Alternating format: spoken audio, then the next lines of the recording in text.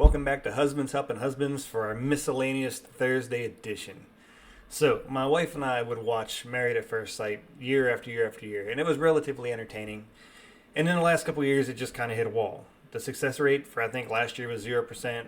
The success rate for this year is rapidly approaching 0%. So, we decided to sit down and go ahead and just power through all the episodes until we finally caught up to the live episode, episode 16 last night. Let me just say that this season has been an absolute atrocious disaster.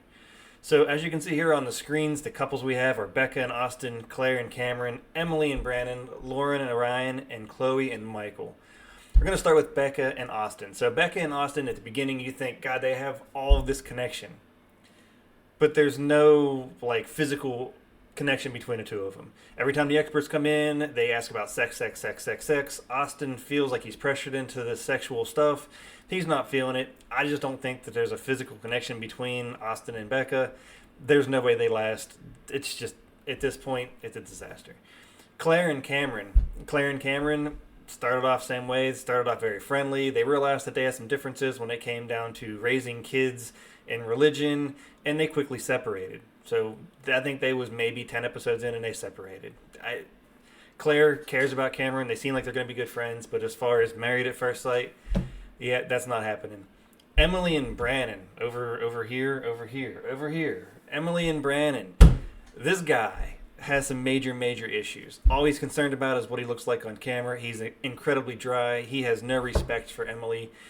She's just hooked at this point. The dude seems like a narcissist. I mean, it's at the point where the controlling, the background, he's just definitely an emotional, controlling individual.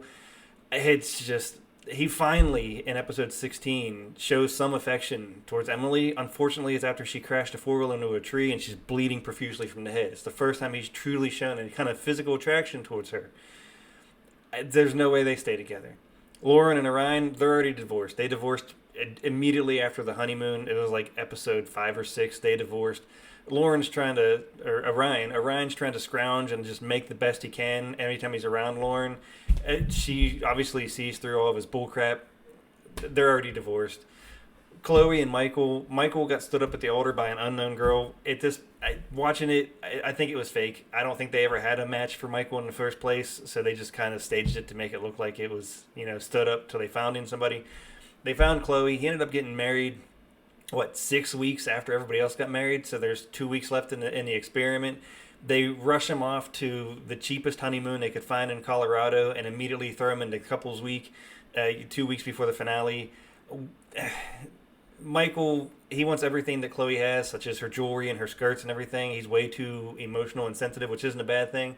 But Chloe's a very much perfectionist. They don't stand a chance.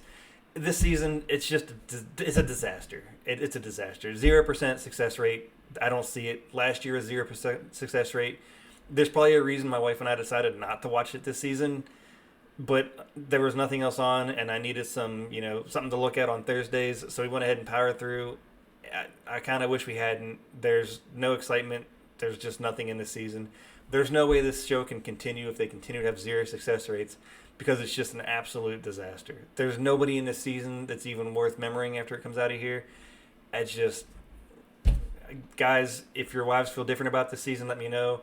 But in all honesty, this season is a big double thumbs down. So just go ahead and pass on it. And we'll just come back and look at the recap at the end of the season and just see that it's going to be 0%. Nobody stands a chance. So stay tuned. We'll see you next week for our miscellaneous Thursday. Thanks for joining. Have a good night.